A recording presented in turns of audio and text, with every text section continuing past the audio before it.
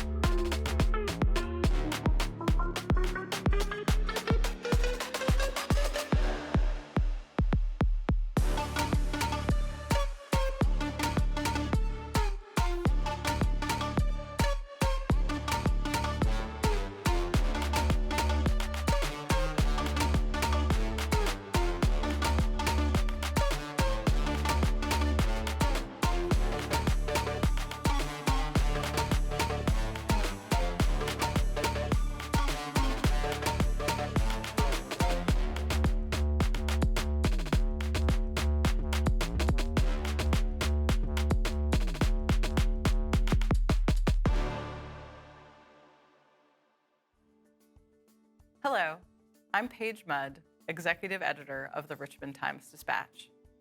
As we mark Women's History Month in March, the Times-Dispatch is proud to bring you Strong Voices, a celebration of the power and stories of Richmond women. Our Strong Voices program this year spotlights 9 women whose vision and dedication have strengthened our region and Virginia. Their stories, which touch on the past, the present, and the future, are both personal and universal. The Times-Dispatch has served Richmond since 1850, and Strong Voices is part of our longtime commitment to storytelling. In addition to today's presentation, a special section in Sunday's print edition will feature our speakers' remarks, which were developed outside of the pandemic. The section also will include their personal reflections on the momentous past year. Hello, I'm Kelly Till, Vice President of Sales for the Times-Dispatch. We thank Sonabank for its support of Strong Voices and the Richmond community, and you will hear a message from Sonabank later in today's program. The Times-Dispatch is committed to helping businesses thrive and reach their goals. Our mission is to use industry-leading technology, creative solutions, and a talented local team to help you deliver the right message to the right people at the right time. We are excited about programs and events we are developing. We invite companies to be a part of the experience, and we are happy to discuss how you can partner with us to make an impact in our community. Our 9 Strong Voices have certainly made an impact. They have demonstrated courage, leadership, compassion, and commitment, and they have shaped the Richmond region and beyond with those same qualities. Through their Strong Voices, we amplify the spirit and hope of women who continue to persevere, who continue to inspire and be inspired, and who are extending the path for new generations. We hope you enjoy Strong Voices. Here's the strong voice of Faith Flippo. Born in New Jersey, Faith came to Richmond in 2002. As a city police captain, she is the commander of the 3rd Precinct, and she previously oversaw the department's Community Youth Intervention Service. With her story of going miles beyond underestimation, this is the strong voice of Faith Flippo. In 7th grade, I had a dream that there was some sort of fight around me, and I was a police officer, and I had stopped the chaos. It was a simple dream, but a powerful one.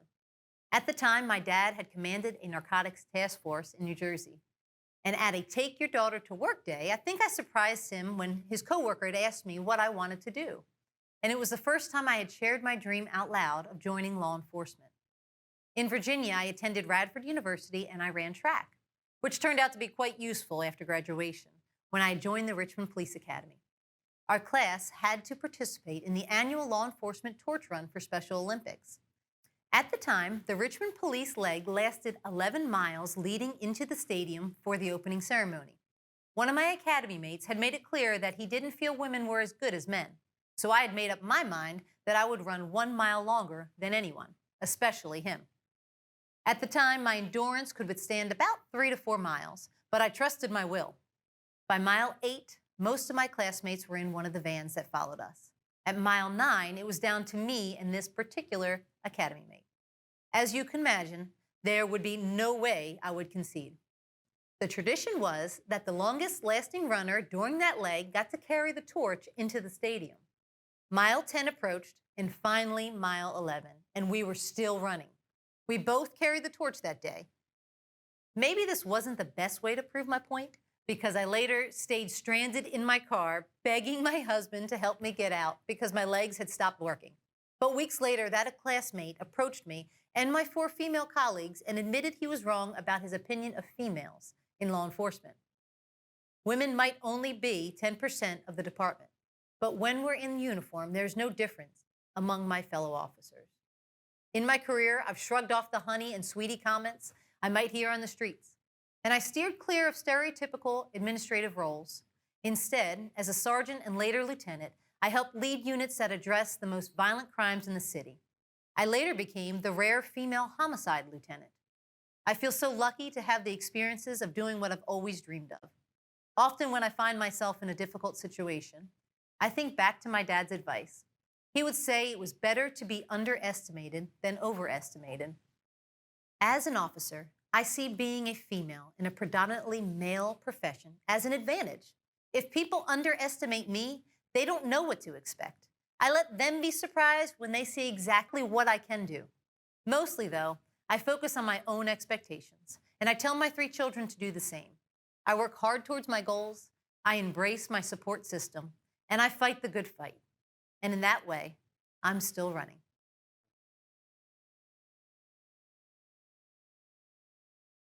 Here's the strong voice of Adele Johnson. Born in New Jersey, Adele came to Richmond in the 1970s. As executive director of the Black History Museum and Cultural Center of Virginia, she preserves and promotes the rich and diverse narratives that have shaped Richmond and Virginia. Giving voice to women from her past, this is the strong voice of Adele Johnson. I was 9 years old when my parents decided that we would take a road trip from New Jersey to Florida to visit relatives. I was excited. I would meet cousins that I didn't know, and I would see the Sunshine State that I'd only heard about most of my life. Traveling through the first states was fairly uneventful, except for the occasional bridge. My father's fear of heights required an unplanned stop so my mother could take the wheel. Then we stopped for lunch in Alabama, and in a matter of minutes, my life would change forever. We sat down in a nondescript restaurant and began to read the menu. It was predictable fare for a small town diner. And because other dining options were limited, we decided to stay. And we waited, and we waited, and we waited. The waitress continued to serve other customers, but we seemed to be invisible. Finally, a restaurant patron came over to us. "Colored people are served in the back," he said. Well, my dad is West Indian, and if you know anything about people from the Caribbean, it's that tempers flare quickly. But there was my mother. She had looked around and seen that there was no one else in the restaurant who looked like us. She reminded my dad that we were in Alabama. She calmed him down. We left the restaurant, but with no better options, we returned to consider the colored eating area. Pleasantly surprised, we saw that this tiny space off the kitchen was very clean. The cooking was done by Black people. So we sat at a small table and enjoyed a delicious meal. But believe me, we did not stop again until we got to Miami.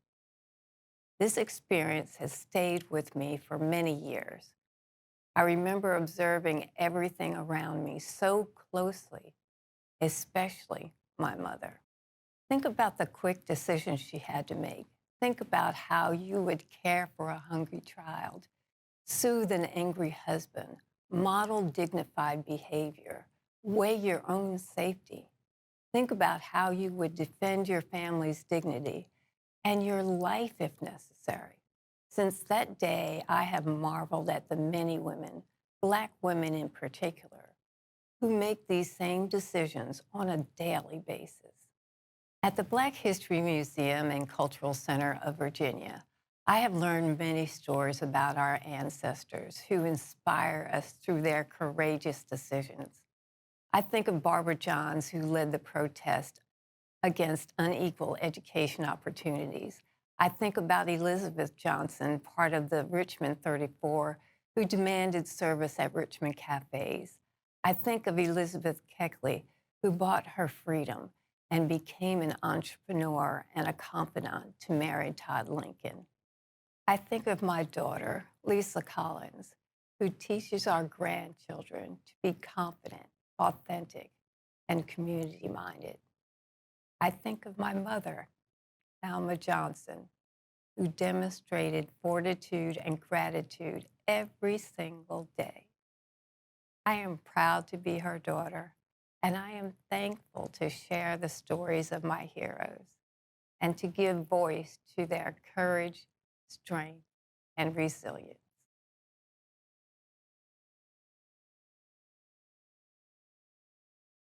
Here's the strong voice of Vilma Seymour. Born in Puerto Rico to a military family, Vilma came to Richmond in 1976. As former president of Richmond Region LULAC, the League of United Latin American Citizens, and now as Virginia LULAC's Director for Women, she promotes achievement and engagement for Latinx communities. Highlighting a kindred spirit and perseverance, this is the strong voice of Vilma Seymour. I want to tell you about Myrna. In 2015, Myrna was 14 years old when she left a difficult life in Guatemala and came to Richmond. A local church provided the respite Myrna needed desperately while waiting for phase 2 of her journey, reuniting with her mother and younger brother. The ordeal took 7 grueling months. With no understanding of the English language and the U.S. education system, Myrna enrolled and was placed in the age-appropriate grade, which was 8th. Imagine the frustration of sitting in a learning environment day after day, week after week, only able to grasp a word here and there. Myrna honed her strong memorization skills in order to pass into 9th grade. Although the thought of quitting crossed her mind constantly during that first year, she knew that was not an option. I met Myrna in 2017 when she joined a dropout prevention program that my advocacy group, LULAC, had implemented at Huguenot High School. Initially, she was very timid, but even with her limited language proficiency, it was clear Myrna was determined to learn. The standards of learning tests were particularly hard for Myrna. She took an English SOL 9 times before she passed it. During one of our study sessions, Myrna shared that she had only completed 5th grade back home in Guatemala. Think about that.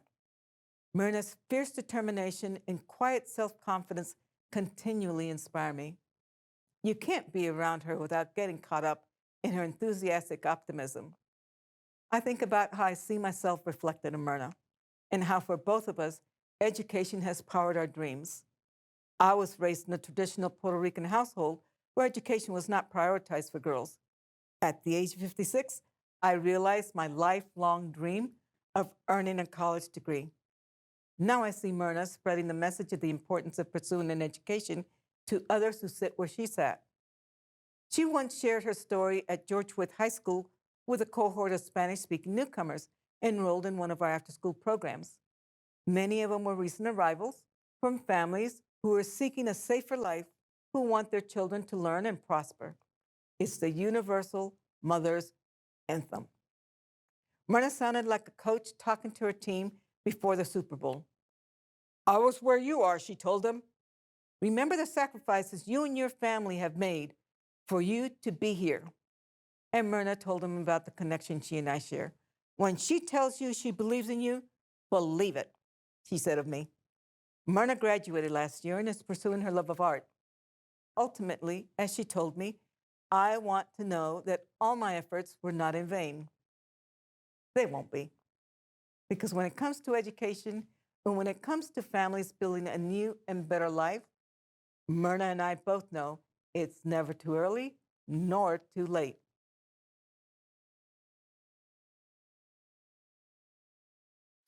RTD Strong Voices is made possible in part by presenting sponsor Sona Bank, a leader in community banking that becomes premise on March 31st.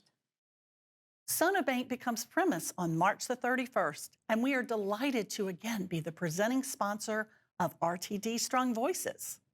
In celebrating the power and stories of Richmond women, we reflect our own commitment to the region and to women in business. Sona Bank has supported women entrepreneurs throughout Virginia because success for women means success for communities. As Sona Bank becomes premise, we continue to put community and our customers first. We applaud this year's Strong Voices, and like them, we are proud to serve the Richmond region and beyond. Here's the strong voice of Melissa Chase. Raised in Midlothian, Melissa is the longtime morning radio host on Summit Media's 1037 Your Variety. She also is operations and program director for the company's 6 stations in the area, including Classic Rock 96.5 and K95. Writing a letter to her younger self, this is the strong voice of Melissa Chase. Dear middle school Melissa, it's okay that you never got the shorts. You know, the shorts. Light blue denim with a triangle logo on the back pocket, emblazoned with the word guess in red stitching. The ultimate status symbol. Except mom wouldn't buy them for you because she didn't understand that a pair of designer jean shorts made you instantly popular. What she did get was spending $50 on a pair of shorts for a middle schooler was downright ridiculous. That's why you went to middle school wearing palmettos, the cheap knockoff in ugly stone-washed fabric with this embarrassing palm tree patch. It reminded you, just as Madonna had warned us a decade earlier, we were living in a material world. Melissa, I thought about our shorts because I want to share some wisdom from your older self. For a while, I was stuck on what to say, but then I took out the letters I still have from our preteen days and I read back through them. I was reminded of who we were then, of what was so important in middle school life. So here are 2 tokens of wisdom that I offer you today. First, there's a secret clarity when you realize you are not going to be the coolest kid in middle school. By surrendering your dream to be the queen bee, you can actually focus on what makes you happy, not others. There's a comfort in this. You start finding your passions and working hard at them to develop your skills. So who cares if the cool girls aren't into performing on stage and doing music? You are going to love a career as a radio personality and programmer that combines both. Oh, and those kids who made fun of you, they are totally gonna call and ask if you can help them get concert tickets and if they can come party with you and the rock stars. Second, not being at the top of the middle school cool pyramid will actually make you more resilient and caring. Yes, your heart is going to break when those boys that you crush on choose these beautiful, popular classmates to dances instead of you. But you're gonna learn about true friendship when your girlfriends stay on the phone with you for hours to comfort you. And yeah, you're gonna be teased for everything from your freckled face to being the only Jewish kid in school, but you're gonna learn to develop a thick skin. And let me tell you, girl, you're gonna need that when you discover social media later on. And the best lesson of all, instead of pushing others down so that you remain at the top of a pyramid, you're gonna learn to be empathetic and kind and loving. You'll learn that people matter more than things, and that elevating others to success doesn't take away from your own achievements. A final thought, Melissa. One day, you'll have a daughter going through the struggles of middle school herself. And just know that mama gave you a true gift, one that you'll share with your daughter too. Find your own path. It's the cool thing to do, and no fancy jean shorts will be required.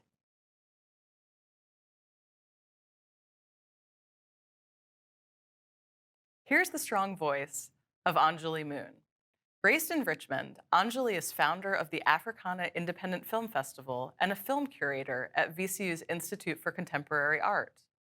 Her other projects include the BLK RVA Tourism Initiative, Le Dîner en Blanc, the Give Black Richmond platform, and the Jackson Project about Jackson Ward. With her story of finding space for creativity and connection, this is the strong voice of Enjoli Moon. My son Jonah is a creative soul. He's a dancer, he can draw, he writes plays, and he's only 17. But me, well, I'm 40 and I can barely draw a stick figure. And it's fair to say I'm not in any way an artist in the traditional sense. As a teenager in the 90s, Richmond was still under-realized and not really an outlet for creative expression. I and most of my friends were trying to find our way out of here. So the irony is not lost on me that creativity has become the primary focus of my life and this city. I'm a curator, and I use film to build relationships. Relationships that hopefully expand our narrative of Blackness, creativity, and connection. And doing this work for me wasn't planned. And it wasn't school or cinema that placed me on this path. It was actually a restaurant. At 20, I started working at Croaker Spot, a Richmond dining institution.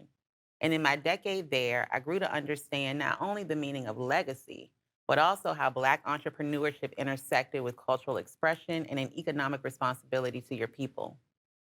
True to that spirit, even after I left Croaker Spot, it was the owner who told me not to hand off my vision of a film festival because I felt intimidated, having zero experience in film.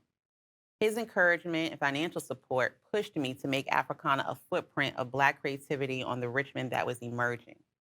We could all feel a new, vibrant energy running through our city, but I and most of my contemporaries also noticed some of the spaces carried some of that old Richmond energy with it.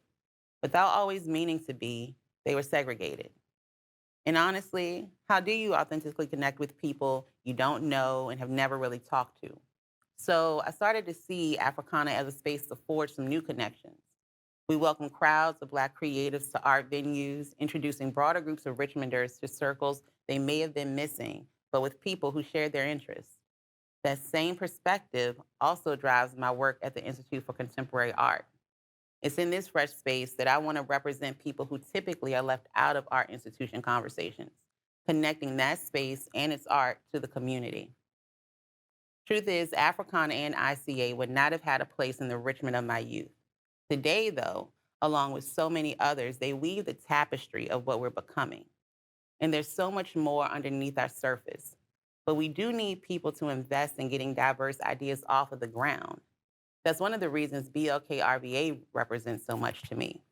I mean, what does it look like for a city built by Black hands to elevate and celebrate Black life, culture, history, and entrepreneurship? And what does it look like for 3 strong women leading an equal partnership to unite people over food, champagne, and music with Les Dîners Blanc? These initiatives feel essential to me as a Black girl from Richmond. By creating and sharing space with people we typically miss and developing real relationships with them, we lay the foundation for an even stronger city for myself, you, Jonah, and the next generation. Together, I trust we can help Richmond get the shine and respect that it and we deserve.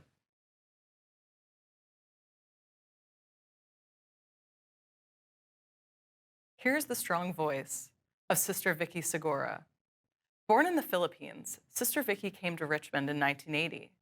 A pioneer in hospice medicine and a leader of the Bon Secours Community Hospice House, she has helped transform end-of-life care into a human and family experience. Sister Vicky can't join us today, but with her story of being called to care, Rosario Harris, a leader in Richmond's Filipino-American community whose family has been touched by her work, delivers the strong voice of Sister Vicky Segura. More than a century ago, my grandfather was a physician in the Philippines. He was a forward-thinking man. He wanted to make sure that the women in the family got an education.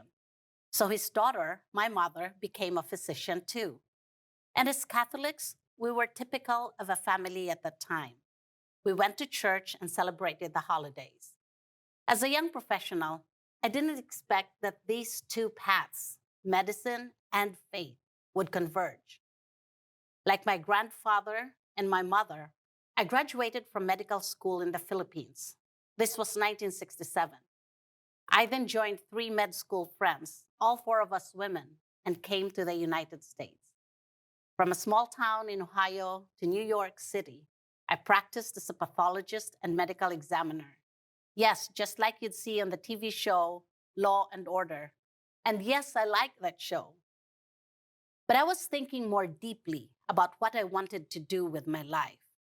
One day I was reading a medical journal, and there was an ad that was titled Women Who Care. That's how I was introduced to the Sisters of Bon Secours, a religious order of women who care for the sick and the dying. It took me several years of prayerful consideration to clarify my decision to join. But as I became more familiar with their world, I saw how much I enjoyed the company of the sisters, how we prayed together, how we had fun together. Of course, as a medical professional in the United States, I had always been a minority. First, I am a woman. Second, I am from another country. And third, I became a nun. I don't fit easily into boxes. Some wondered if my calling was to be either a physician or a sister. My personal calling was to serve as both. This decision changed me as a physician too. In the early 1980s, people didn't know what hospice was, or even how to pronounce it. Medicare didn't even pay for it. But I immersed myself in the emerging field and became the first full-time hospice physician in Central Virginia. It was a natural extension of my commitment to serve. And I felt a connection to the original Sisters of Bon Secours, who were considered radical in the 1800s, for going into their community in France to care for the sick and the dying. I've been in Richmond since 1980, and that's a bit more than half my life now. I still see how hospice can be tough for families or even physicians to accept.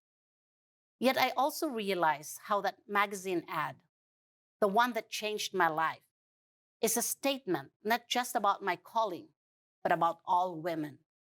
Like you, I have made vows that some might see as sacrifices. Like you, I have sought meaning in my professional and personal lives. Like you, I feel a need to serve others. In truth, we are all women who care.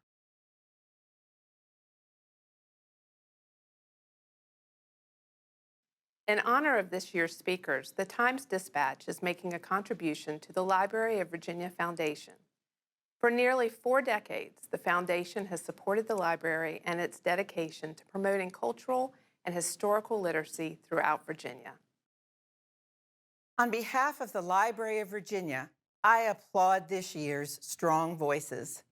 Founded in 1823, the library is one of the oldest agencies of Virginia government. From our collections to our exhibitions, including on the recent centennial of women's right to vote, we keep history alive to inform our present and our future. To this year's Strong Voices, thank you for shaping a stronger future for Richmond and Virginia. Here's the strong voice of Ann Holton. Born in Roanoke, Ann came to Richmond as a child after her father was elected governor in 1969. She is a professor and former interim president at George Mason University, and she previously served as State Secretary of Education and First Lady of Virginia. Sharing the enduring lesson of a mentor, this is the strong voice of Ann Holton. I was raised by 2 strong leaders, Linwood and Jinx Holton. I watched as they and other leaders made policy changes with lasting import here in Virginia. But in the late 1970s, while I was an undergraduate at Princeton, I encountered my first opportunity as a young adult to observe change in the making in the real world. My experience helped spark a career path, build resolve, and instill in me the value of mentorship. I was a lowly undergrad working as an intern for a lawyer named Jean Ross, and I would take the train into Trenton every week to help her. She was drafting regulations and budget proposals in her effort to reform New Jersey's mental health system from within the state agency that oversaw it. I soon learned that the changes she was trying to enact presented obstacle after obstacle to work around or overcome. And that's what she was committed to doing, to better serve some of New Jersey's neediest individuals. I tucked away 2 enduring lessons. First, passion and belief in your cause are armor against setbacks.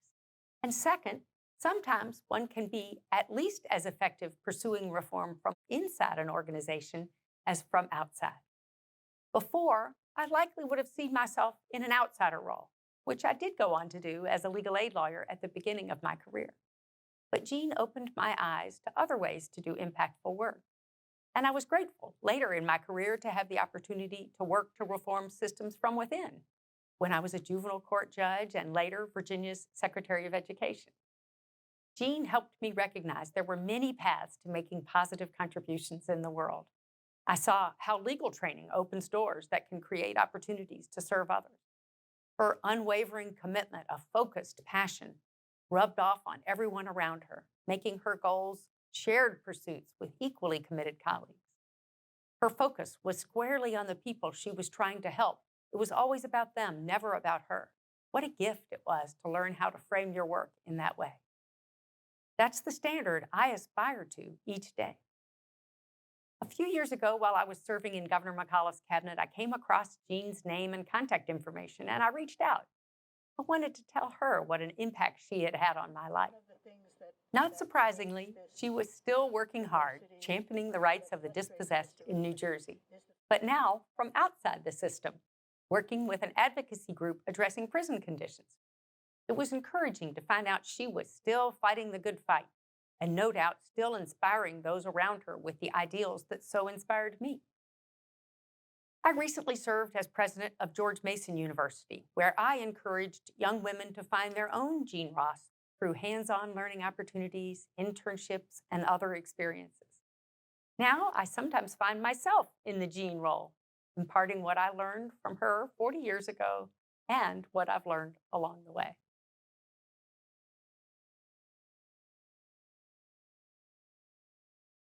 Here's the strong voice of Andrea Lynn White.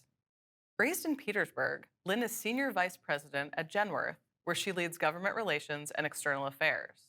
She serves on the board of the local Alzheimer's Association and United Way, and she was co-chair of the American Heart Association's Go Red for Women campaign. With her story of finding empowerment from challenge, this is the strong voice of Lynn White. I start each day hopeful that at its conclusion, I will have made more of a contribution than a mess. But occasionally, I have one of those moments that we all sometimes experience, when our efforts and the favor of the fates align to yield something extraordinary. And so it was on that fateful Friday morning many years ago. I had just completed work on a new initiative, and people had come from all over the country for its introduction. The stakes were high, so I was well prepared.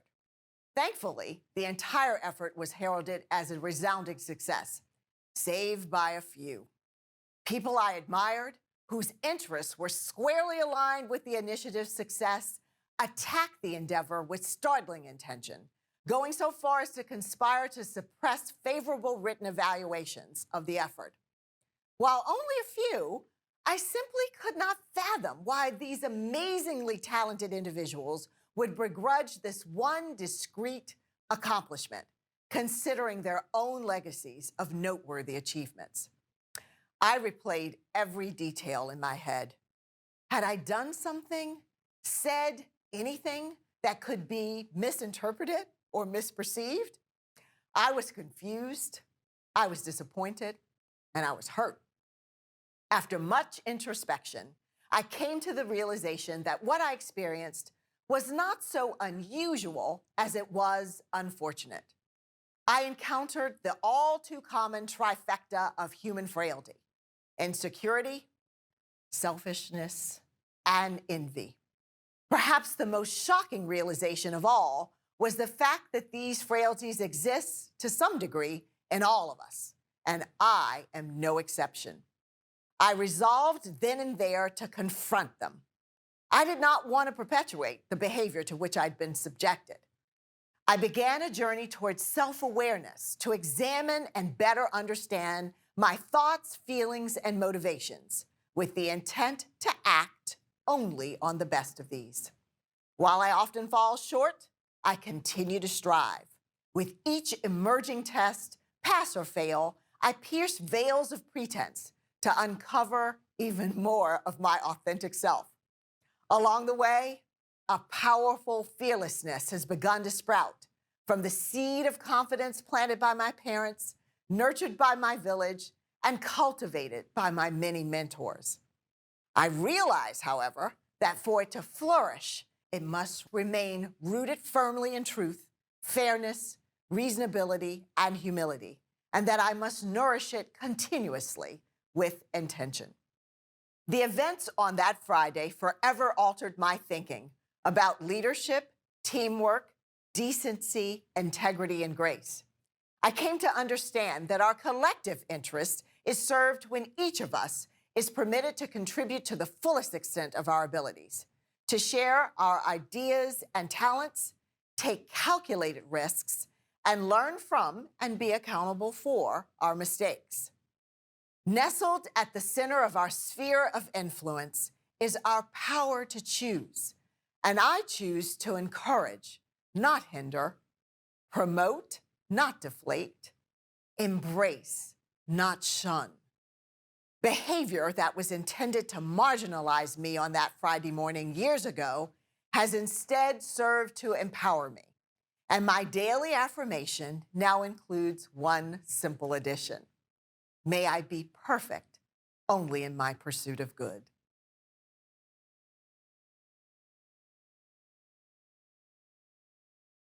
Here's the strong voice of Anne Lynham Goddard.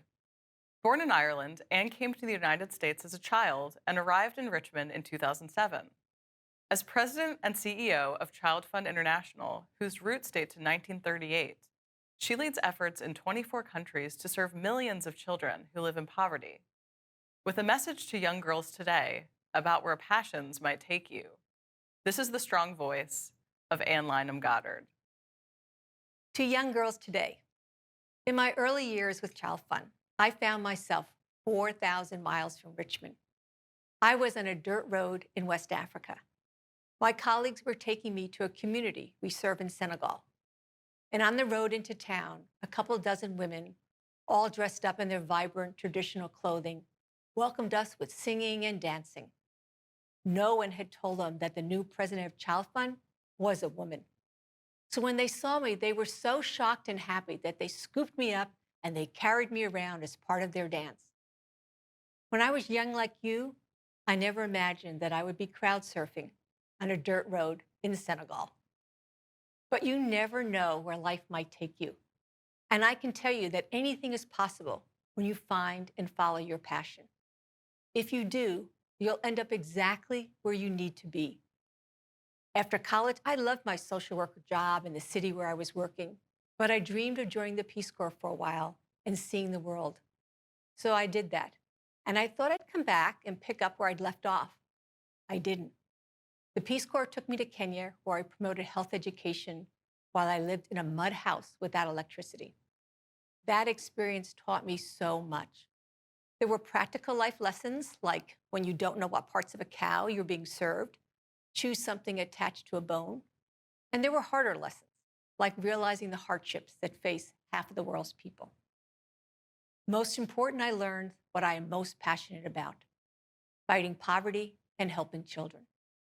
I went on to work in Somalia, where I helped refugees who had fled a devastating drought in Ethiopia. I supported women's health in Bangladesh and children's health in Indonesia. And I moved to Egypt and helped get girls into school as the first female country director for CARE, a humanitarian agency.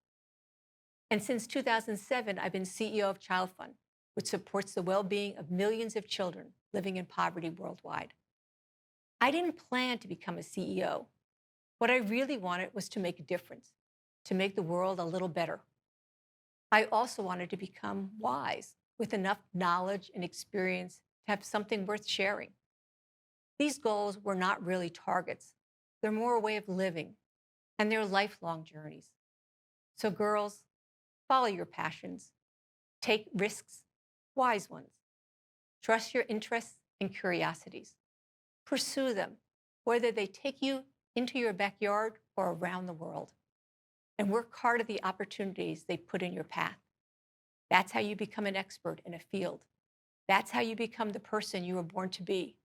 It's the key to a satisfying life. And it's what the world needs. After all, you're the only you that the world is going to get.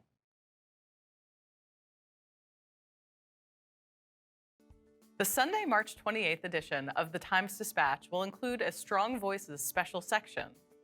It features the remarks of today's speakers, as well as their personal reflections on the momentous past year. We hope our entire Times-Dispatch audience will benefit from their wisdom. Strong Voices is one of the many programs and events that the Times-Dispatch produces throughout the year. We couldn't bring them to you without the support of the business community.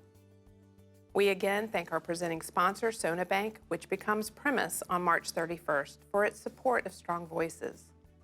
We also thank other sponsors, Genworth and NIAMTU Cosmetic Facial Surgery, as well as our other business partners. And finally, we thank all of you for joining us for Strong Voices, a celebration of the power and stories of Richmond women. We hope you find inspiration in the messages of our speakers, and we hope you find your own way to make a difference in the Richmond community and beyond.